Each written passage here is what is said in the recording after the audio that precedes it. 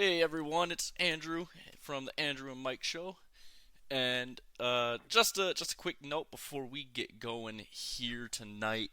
Uh, this is going to be episode two. I know we said episode two would be last Thursday, but we ran into some issues. But this is going to be episode two here, starting on Tuesday, and we'll get back when we'll start doing Tuesday, Thursday from now on. But anyways, Mike, how are you doing today? I'm doing good, man. Glad to be back again for another episode here on the podcast. Yep. And we may or may not have an appearance from one of our friends, Ian High, but we'll see if he actually ends up joining us tonight.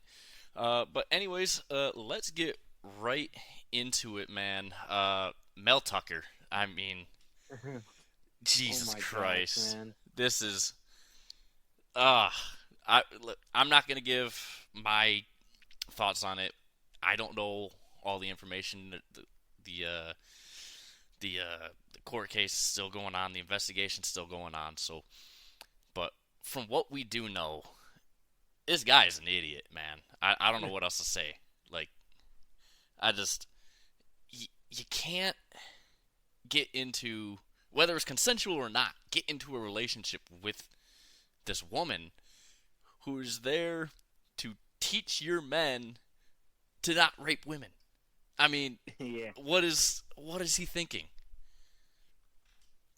Yeah, man. Mel Tucker is just crazy. And you know how they always are saying, Tuck coming, and he definitely came, man. you know, oh, he was. Look, who had a coach beating his fucking beanbag as something that would happen this season for college football? I mean, look, he's gonna be without a job. Okay, at the end of this situation, even if it was consensual or not, he broke his morality clause in his contract. He's not going to have a job after this. And man, I tell you, I was looking forward to this Washington MSU game this week, and now this, I don't know, man. Just I don't know. He the thing that bothers me about this, right, is he knew about this months ago, about all this impending stuff, and the university did everything right. MSU did everything right by the book for the first time ever since their last situation. Um, but I mean, look, they couldn't just suspend him right away, because any reporter worth their salt would have come out and tried to start digging to figure out why did they suspend him. They couldn't fire him right away because that's a lawsuit waiting to happen, just firing him without due process. So what we have is a situation where where the school was just going to let things come as they are and not suspend him, let him keep coaching. But now, because the woman's side went public, which, in my honest opinion, is not a smart thing to do for her. But now that we know this, they had to suspend him without pay, and I don't know, I don't know what else to say, man. But Yeah, it's going to be a long road ahead for MSU. yeah, exactly. Especially with this now. But now I know, as an MSU fan yourself, you're just praying that they find a coach who can actually get the job done. Because as a Michigan fan, I was hoping that Mel Tucker would work out, because I actually liked hmm him as a coach. But I don't know anymore, man. This is not good, and we'll just have to see what comes of it. But I know you're hoping that they come out with a good coach here. Yeah, Tucker, his first year was super solid, and then last year was kind of a disappointment. Now it's just like, man, where do they go from here? Yeah, that's the main question, is where do they go? But so that's gonna be that's our piece on that.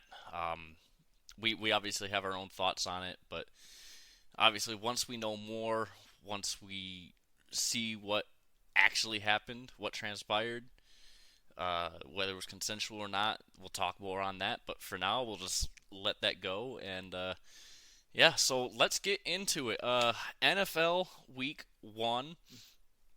Man, there was a lot to talk about. Let's start with our home team, the Lions, on the road, beating Kansas City 21-20. What did you take away from that? Man, all I gotta say first off is shout out Kadarius Toney, player of the game. Um, he did a lot of good things for the Lions that game. But man, that was such a great win for the Lions. They're never. It feels like they were always ones that never won those really close games, and they finally pulled off a really nice close game victory against a tough team. The defending Super Bowl champions at home, first game of the year, coming out with a W. That's really big. Yeah, exactly. I mean, the Lions' defense looked really good. I mean, Kansas City really did try to run the ball early on in the game, and they just couldn't. And they basically had them in a single, not a single thing, but a one-dimensional offense. That's what I was looking for. They could only throw the ball, and what was also crazy was Aiden Hutchinson. Besides the tackle that he was lining up every single play, being in the backfield, lining up as a running back for some fucking reason, uh, getting held damn near every fucking play, still was able to pressure Mahomes. He didn't get any sacks. Mahomes never gets sacked, but still to be able to pressure Mahomes and almost get him sacked a couple times, you gotta give it to the kid, man. Hutch is a beast. Yeah, man, Hutch went off, and that was such a big theme after the game as well. That tackle, false starting like every single play, it was ridiculous. Yeah, it was. I don't know how he got away with the false starts and lining up in the backfield. And the thing is too is that you could tell when it was a run play or a pass play. He was basically telling the defensive line and the linebackers if it was a run or a pass play, because he would line up in the backfield on a pass play, but on the run play he was right up on the line where he's supposed to be the entire game. So Mm-hmm. so yeah, he was tipping off what Kansas City was doing, but even still, the Lions' defense, especially up the middle now, looks legit.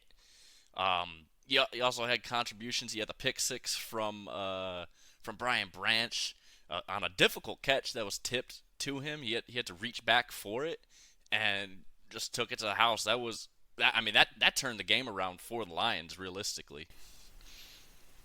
Yeah, it was a big takeaway right after halftime. Yeah. So let's see. You had Carolina and Atlanta playing.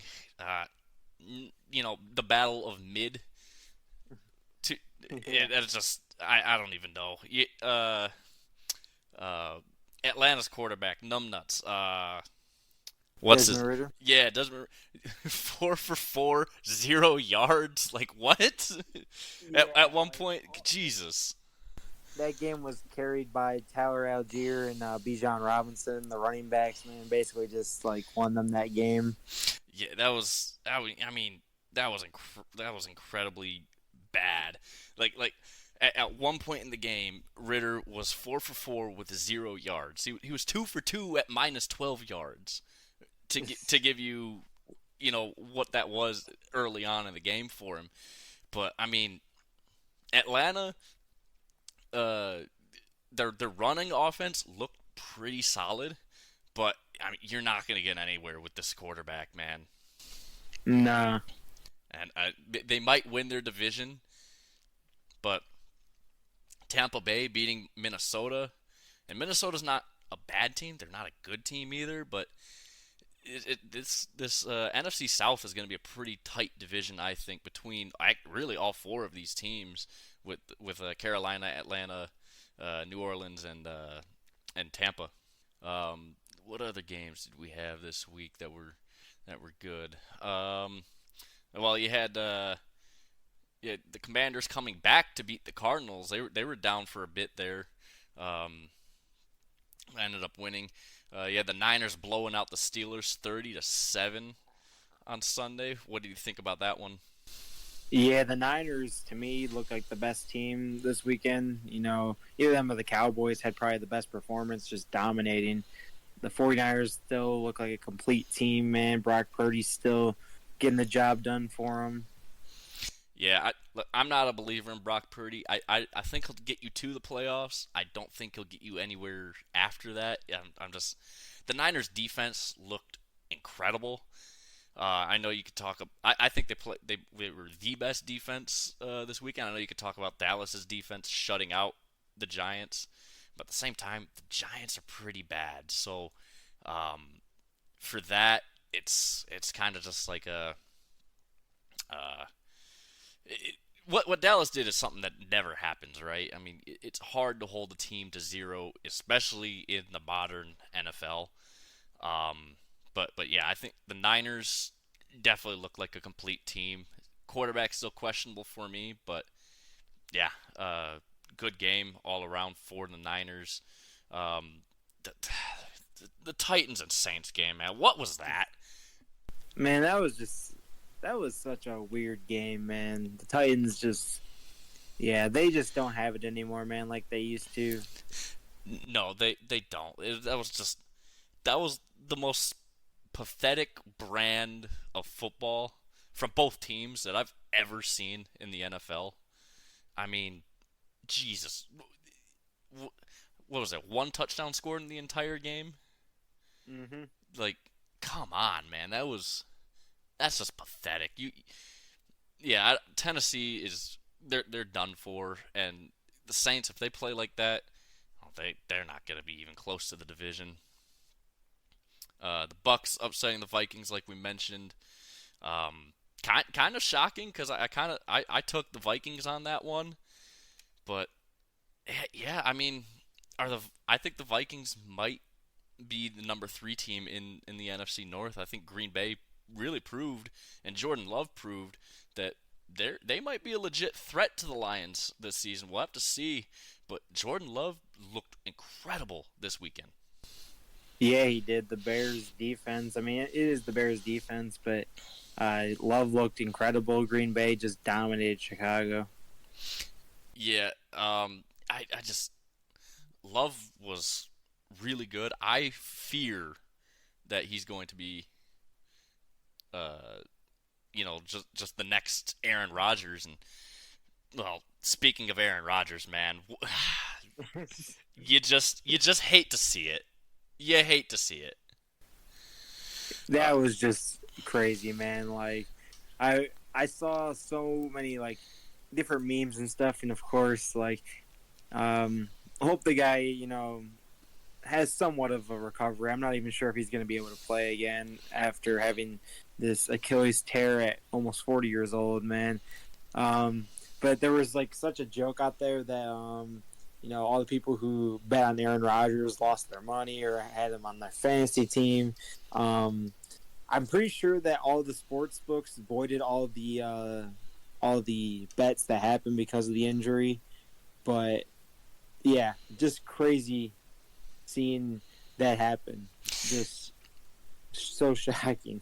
Yeah, I mean, this guy. I mean, he's what 39 years old now.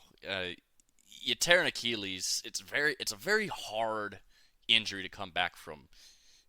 More so, like you heal quickly with these. The problem is mentally you don't heal. A lot of guys say like the hardest part of recovery from these is just being able to trust that ankle again. Trust that when you plant that foot, you won't just flop over and be in pain. It's such a difficult injury to come back mentally. And at 40 years old, I mean, well, almost 40 years old, you gotta wonder, was that his last game in the NFL? I don't think it is, but it's a huge blow to him because he's like we said, he's going to be out the rest of the season. And the mental part of this recovery it might get to him. It's not to take away from anything. I think he just has a lot of pride and he won't retire from this. but you just hate to see it, man. Like I don't wish injury on players ever, but you just hate to see it, man. You hate to Yeah. see it. You know, he gave us nightmares as Lions fans for years. Yeah. So it's kind of like you just hate to see it. You just hate to Man, see it. his only highlights for the Jets is him carrying out the American flag, man.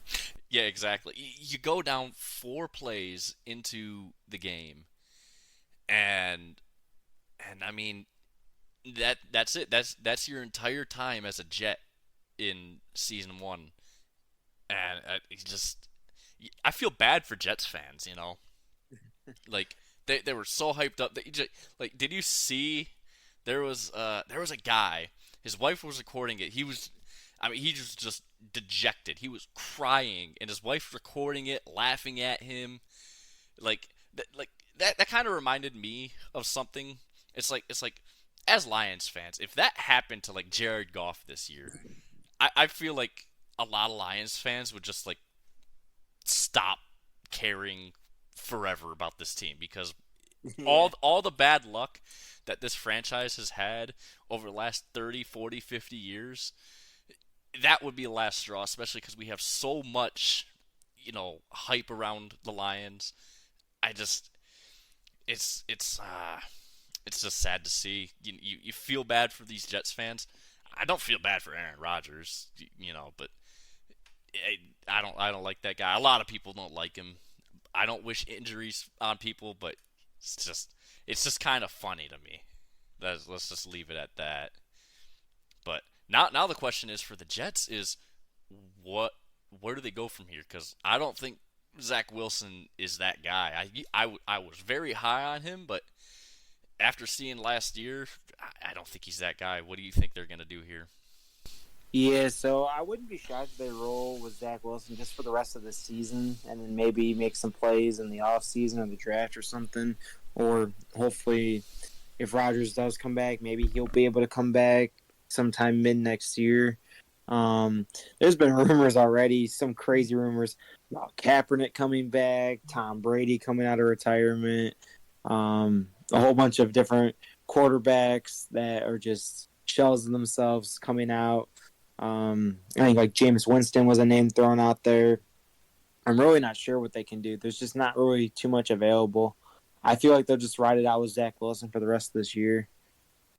Yeah, I agree. I don't think the Jets are gonna try to make any crazy move to get you know the shell of Tom Brady, wheel him out in a fucking wheelchair, out on that field, or Kaepernick. That I mean he's not good. And he hasn't played in God knows how long. So yeah, I think the Jets are just gonna roll with Wilson. But what I'm scared of, and I don't think the Lions would do this, but the Jets try to trade for Bridgewater.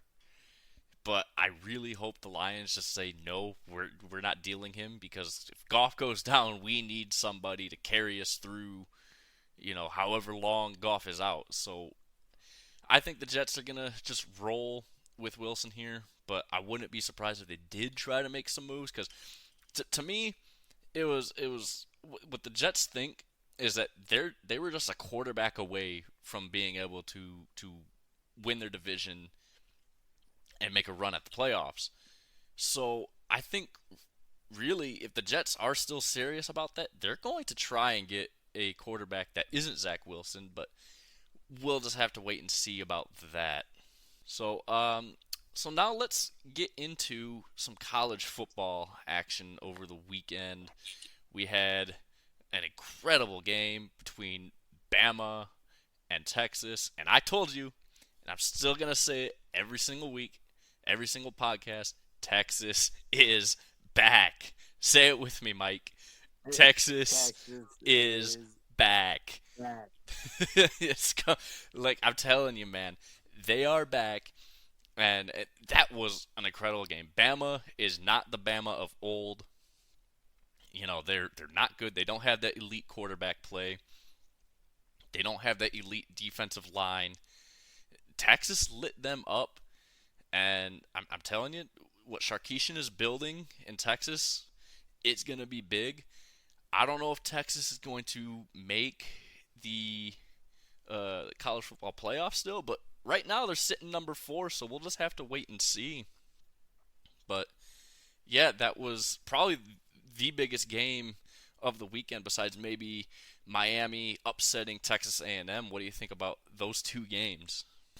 Yeah, so I'm so glad that Texas ended up beating Bama. I, was skeptical at first because Bama always seems to pull out some crazy wins, but Texas showing that they're one of the top teams in the country here, and I believe they're like in top 5 now for the AP poll, and of course Miami upsetting Texas A&M. I think you actually predicted that as well, that could happen this weekend as well. Yeah, I did. Mm-hmm. So, yeah, I think that Texas definitely has a good shot at, college football playoff and huge win over Bama. Yeah, like my thing is with Texas is the Big 12 tends to cannibalize itself. I think Texas wins the Big 12, but I also believe that because it's the Big 12, they're going to just lose some games that they're not supposed to lose and end up missing the playoffs. But at the same time, I also really think Texas could end up going undefeated and make the playoffs. So we'll just have to wait and see about that. Obviously, Texas A&M and Miami upsetting them. And I said it last week. I don't like Texas A&M. They just there's something about that team and that program that just irks me, and I'm really glad Miami won that game. And I kind of just started laughing when this game was happening, because I was just like, I was rooting so hard against Texas A&M, and they just couldn't get the job done. And I told you, Texas A&M should not have been ranked at all. They've because they're. I think there's a little bit of SEC bias, which is why they were ranked. But that's a story for another day. That's a topic for another day. Whether there is bias in these rankings, there is. But yeah, I mean, let's see. You had Colorado, Nebraska. No surprise there. Colorado beating Nebraska. It was kind of funny listening to that broadcast with all these interceptions that what's his name, Sims, I think, from Nebraska, was throwing all these picks, and it's kind of telling when Gus Johnson's dumbass is out there saying that this guy is ruining this game for the other players, and yet they still roll out with him in the second half. That kind of tells you that if Jeff Sims is the best they got, and he's playing that bad, and you still will roll him out in the second half and not try your second string guy, that tells you how bad that quarterback room is at Nebraska. Yeah. I mean, that is just sad. I still think Colorado's overrated. Once they go play a real team and get their asses handed to them, we'll see them fall in the rankings. Ohio State and Youngstown State. Ohio State did not look good. I know they won 35-7, but they didn't look good. McCord did not impress me at all. There's still a lot of problems with the running game. Ryan Day has not been able to develop a quarterback, really. I mean, this is really his first fully developed quarterback. And I just, Kyle McCord is not that guy. What do you think about this? Yeah, Ohio State definitely not as strong this year. I think Ryan Day has, been kind of on the hot seat last couple of years after they lost both games to Michigan last 2 years. So we'll have to see where he goes from here. But they got to do something to turn it around. I think the Michigan game, Michigan's been clicking pretty good so far this year. I think that they will have no problem handling Ohio State, which that's pretty rare to say, but I mean, this year they definitely have the better team. Yeah, absolutely. Obviously Michigan is Michigan. They're looking good. The run game for Michigan is still concerning to me. They haven't been able to do much on the ground. And Donovan Edwards, man, this guy, like during the off season, he was on some podcast and he said he's revolutionizing the game, doing all the things that guys like Christian McCaffrey does and Derrick Henry does, and it's just like, dude, you're not revolutionizing anything. You're doing the same thing everyone else does, and now he can't even run more than 8 yards against UNLV or East Carolina. I'm just like, if you're gonna talk about how great you are and how you revolutionize the game, at least back it up against these really bad teams that you should be hitting 40, 50-yard runs on early on in the game. But he's just not doing it. Michigan's offensive line isn't as good as it was in the last 2 years, and even though Blake Corum can still put up pretty good plays, he's not looking that strong. But I think that's more just to do with the fact that this offensive line can't move anyone anymore, and they haven't been able to cover in these first two games against UNLV and East Carolina. I think Penn State might be the best team in the Big Ten right now, and it pains me to say that as a Michigan fan, and I'm pretty sure you as a State fan cringe at me saying that, but just they're the only team that's been able to cover in the Big Ten right now, and I mean, I think Penn State might be able to pull this off. What do you think? Yeah, I think they definitely have a really good chance. I'm still going to roll with Michigan. I do think Michigan will end up winning out and going undefeated again this season, but I wouldn't be shocked, honestly, if Penn State ended up upsetting them this year. Yeah, I know there's a lot of time before Michigan even plays a real game, because the first real game now, it's not even MSU. It's now Penn State, because, well, MSU doesn't have a head coach now. But I'm just I still think Michigan will win out. I think they will go into Happy Valley and still win. But I'm gonna be on the edge of my seat the entire game, because I'm just gonna be that nervous in this game, because Penn State looks legit. It's just a matter of, can their coach actually go out there and beat Michigan in the big game, and that's something he hasn't been able to do yet. But we'll just have to wait and see when that time comes. Talking about not covering, Georgia and Ball State. Georgia didn't even cover against Ball State. They won 45-3, and Georgia was. Let me see what Georgia was favored by at kickoff.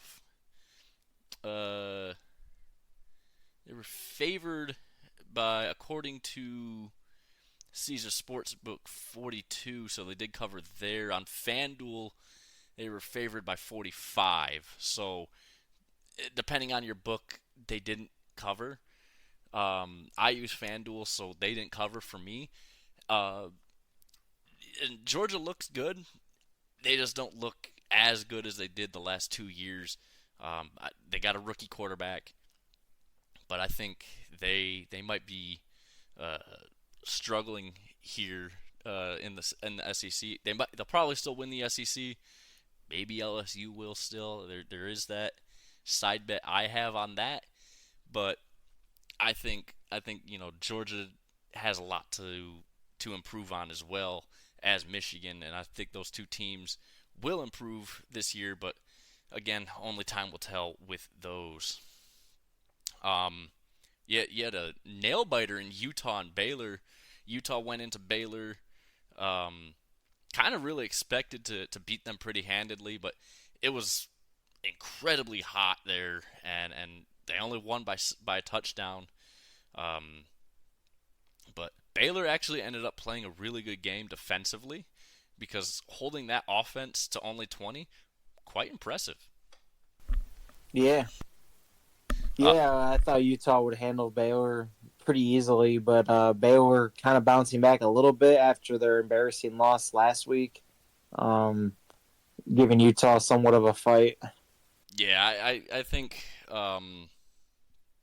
you know I think the weather had something to do with it. Obviously, Utah's not used to playing in that extreme heat, and that's why I think also Oregon didn't really play that well against Texas Tech. And I thought Tech was at one point going to upset Oregon there, and I think the weather down in Texas had a lot to do with these games.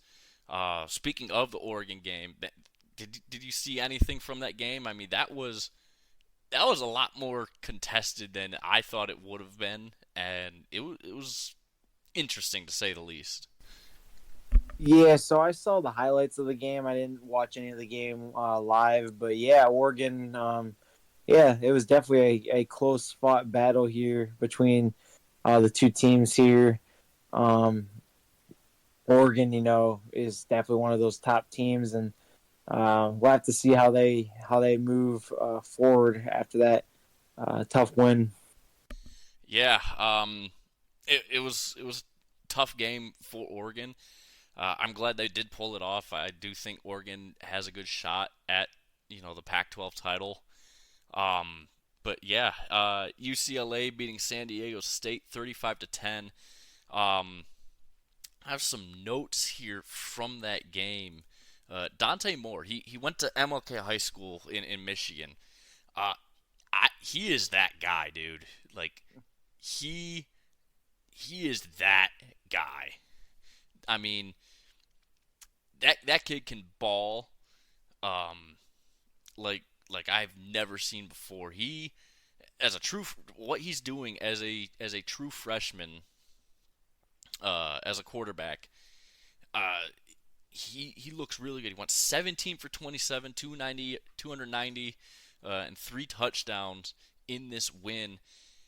And dude, I'm telling you, UCLA might be a dark horse for this conference. Mm-hmm. Yeah, he definitely showed out. Great seeing one of the local guys, going out and balling out here. Yeah, it was really good. Um, just a couple other games to look at from this weekend. Obviously, Penn State beating Delaware 63-7. Like I said, the only team in the Big Ten to cover this week, and actually cover so far this season at all. So, um, yeah, you had Tulane and Ole Miss going against each other, 20 versus 24. Ole Miss with the win, 37-20. Kind of expected that one. Tulane no longer ranked as of this week, but I think Tulane got done a little dirty there with the rankings. I think there's a couple teams that are in the rankings now, uh, from this past week that shouldn't be, like Iowa and Washington State. I know Washington State had the win over Wisconsin, but let's be honest here. Wisconsin, not that good. Yeah, and you made that a point last week that you thought Wisconsin was definitely overrated and that they might lose outright, and they did. Yeah, I don't think this win, I don't think Wazoo being ranked, just like Wisconsin, it shouldn't be a thing. Um, and Iowa, man, Iowa is hilarious. They're ranked, um, after their win, in the Battle of Iowa. Um, here's the problem though. Their offensive coordinator has to average 25 points this season. Um, they haven't even hit 25 points at all this season, and if you can't do that in today's modern college football as a Power 5 conference, I don't think you should have your job. They scored 24 and 20 points. Now he has to average like 27 points the rest of the season, and I don't think Iowa can do that. I know they upgraded the quarterback position with Cade McNamara, but I mean this is just kind of hilarious at this point. And they have Penn State in 2 weeks, and I think they're gonna get their butts handed to them there. Yeah, I would, man. Always known for the defense, and just still can't get this offense going. Yeah, this their defense. They have probably one of the top defenses in the country. The problem with them is the offense. I don't think they should be ranked. I don't think Wazoo should be ranked. I don't think Colorado or Duke should even be ranked. Obviously, they're ranked because of their wins over ranked opponents in Week 1. Miami definitely should be in the rankings, and they are. They're at number 22. But man, it's just kind of funny. And Bama falling all the way to 10 after losing to Texas, who rises from 11 up to 4. So right now your playoff picture is Georgia, Michigan, Florida State, and Texas. You have USC at number 5. OSU fell back 1. So OSU and USC swapping spots after this week. Penn State still holding strong at 7. Washington at number 8. Notre Dame at 9, and then Bama at 10. And Tennessee fell 2 spots as well to 11. So what are your takeaways with the current rankings, at least in this top 10? Yeah, I definitely think they're solid right now. Florida State had that big win over LSU, Texas with the big win, so they're bumping them up for sure. And Bama, being knocked down so far, and Ohio State being knocked down because they're haven't been too impressive this year. I think it's justifiable. I think that there isn't anything too crazy with the rankings. Yeah, I agree. You could almost argue Texas should be ahead of Florida State. Obviously, they both have big ranked wins against really good opponents, so they're fine where they're at. You can make the argument, Texas ahead of Florida State. But yeah, I have no problems with these rankings so far, except for at the bottom. Obviously, like I said, Iowa, Washington State, and Duke, maybe even Colorado. But yeah, UNC also fell down 3 spots to 20 after this weekend with the win though against App State. But the problem is they went to 2 overtimes with App State, and I know App State's kind of just a meme, but they are like the school that just upsets everyone. I know they had the big upset many years ago against Michigan, which still gives me nightmares to this day. I think it was 2 years ago they beat Texas A&M. Is that right? I do remember them beating some other big school, yeah, within the last couple years. Yeah, they just uh, it was just App State's just one of those schools that just like you don't think anything of them, and then they just come and scare you, and they did with UNC. So yeah, losing 3 spots in the rankings is justified, just because that was a team that you should beat handedly. And yeah, that kind of just wraps up the week 2 review and week 1 review of the NFL. Thursday we'll get into the previews for the week, but just for this weekend, because we have some Thursday games this week, we're just gonna preview. We get Navy and Memphis might be the only really notable game because Miami's taking on Bethune. That's just gonna be an easy win.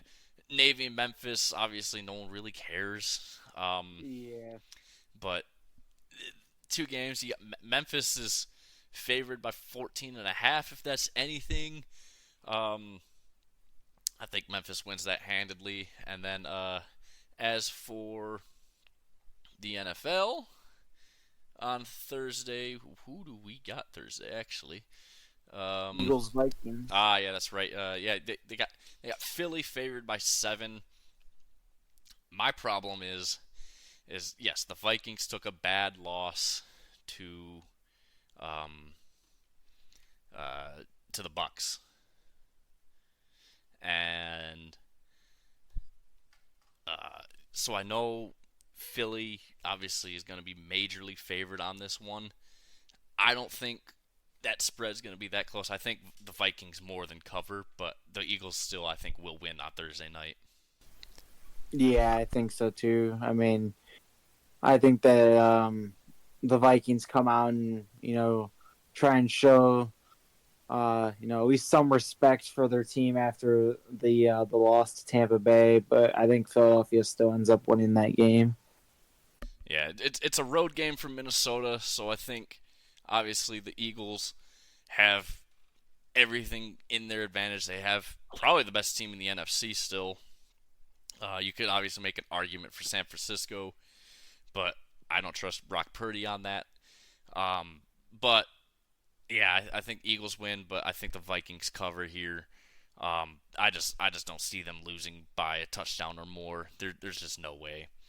I think they will bounce back after last week's loss. So yeah, we'll get into the rest of the weekend on Thursday's episode. Um, Rate, review, subscribe, all that fun stuff. Help us out. That'd be very appreciated. And yeah, we will see you guys on Thursday. Mike, take it away. All right. Yep. We'll see you guys next Thursday with a whole bunch of new previews, and hope to see you there for episode number 3. Take care, everyone. Yep, and we will hopefully have our good friend Ian on Thursday as well. Forgot to mention that. And yeah, with that said, we'll have more previews for you, and maybe a little bit of a game with the college football coming up this week. And yeah, we will see you guys on Thursday.